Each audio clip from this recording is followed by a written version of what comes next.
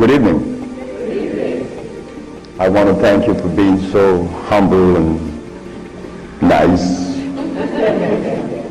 considerate to come out here and listen to what I have to say.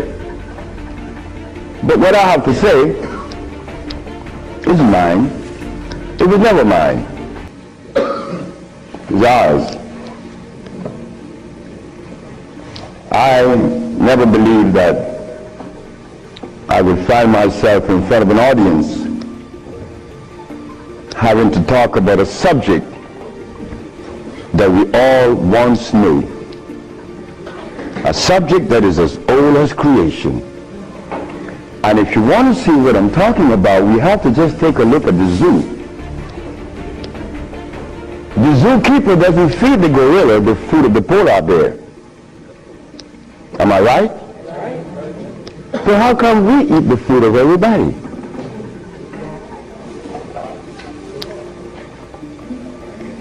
We'll begin this lecture by letting you know, first of all, I'm your brother. No more, no less than you. I can't be smarter than you. That's impossible. We have the same amount of brain cells. So how was I privileged to be navigated to this information? I don't know. I don't even question myself. I just like to live. As a little boy, I hated school. That is the truth. I didn't go to school. I didn't like school. I didn't like to comb my hair. I didn't like a whole lot of things. I didn't like money. I was 12 years of age. I was Seventh-day Adventist. Corby Brown. We left that afternoon from the church. It was a 13th Sabbath. I said, Kirby, how did you like the lecture? I didn't. I said, why you didn't, Kirby? Because they talk about Solomon. I want money. I said, Kirby, but when you have wisdom, you have everything. Well, I don't know what wisdom is now, not then. But I knew that money was not my pursuit. Kirby said, I want money. We were 12 years of age, 1945. I'm 72 years of age now. In 1994,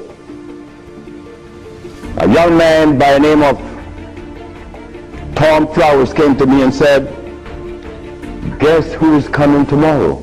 I said, who? Kirby Brown. I said, well, if I remember correctly, Kirby said when we were 12 that he wanted money. I hope he made millions of dollars. I don't have any millions. I don't even have $1,000. But you don't. But that's okay. I live. I found that avenue, or it was shown to me how to live. Not to read books. Because everybody reads books. But yet, society is deteriorating more every day. Everybody reads books. The brother called the other day on the radio and said that he asked about corn, right? Corn? He read books. He said that the text, the kinetic text showed him that corn is good. Well, he better examine his text, because corn was made by man. But anyway, Kirby said he wanted money. That was a Thursday. Tom Flowers said, Kirby is coming tomorrow. So I said, well, if Kirby didn't make his millions, I'm going to remind him that we're alive. We are alive. Kirby didn't arrive. Kirby would never arrive. They had to take axe to chop the hotel door down. Kirby died of a heart attack. Kirby weighed 390 pounds. Kirby wanted money. He became a cab driver in New York. I didn't want any money. I didn't want it then nor now. Because it's not important in your life. It was never important in our lives. The Maya shows that. The Maya built pyramids. The Maya lived for millions of years in the jungles of Central America. No money. The Africans? How long did we live in Africa without money? Since creation. Now they tell us we need money to fight AIDS. Brothers and sisters, we are at a deficit, a tremendous deficit, a deficit that if we do not pay attention, I'm glad I did. I'm glad I did, because I remained that obedient boy that just lost his mama 4 days ago.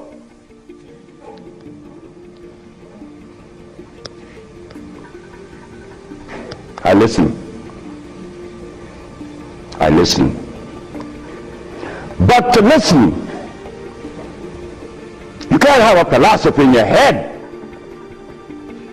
If you have a philosophy in your head, you cannot listen to anyone. I was there. I was a Seventh-day Adventist. I listened to no one but those things that came from the church. Well, if I was to listen to the church today, the Seventh-day Adventists, I'd be eating tofu. I'd be sick. You see? I'd be eating tofu. If I had gone to school, I would have become a medical scientist. I wouldn't have been able to cure AIDS, because they do not. They don't cure AIDS. If I had listened to all of the philosophies of Europe, I would have never been able to find the answer to the cure of diseases. But today, I'm going to share with you the African wisdom, the African brain, the African genesis, the African resonance, something that was never taught to us in the schools. Well, why should we expect the school to teach us something that would enhance our growth and save our lives?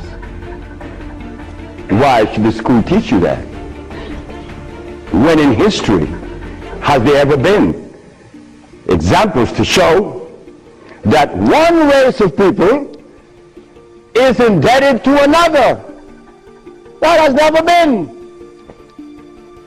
Then you tell me that the white man is a bigot. The white man was never a bigot. He was never a discriminator.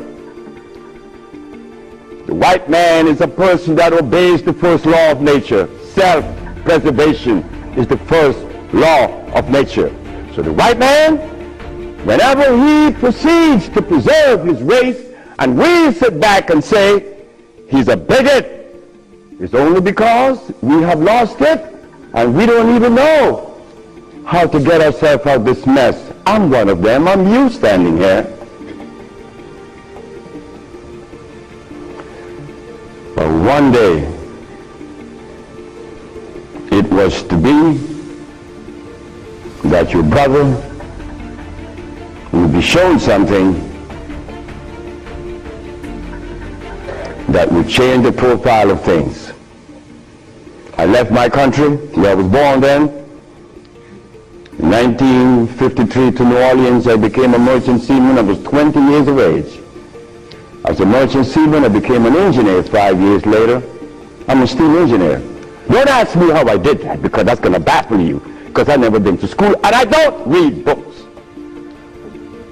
I don't read books now, nobody's book. I'm not even going to read my own.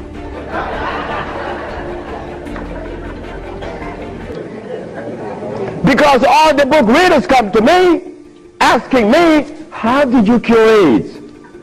But that's like asking the gorilla, hey man, how come you keep yourself healthy without a hospital?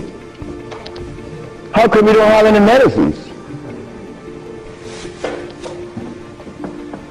We begin. I became a merchant seaman right quick to take you through my life. Left Honduras without going to school, became a merchant seaman,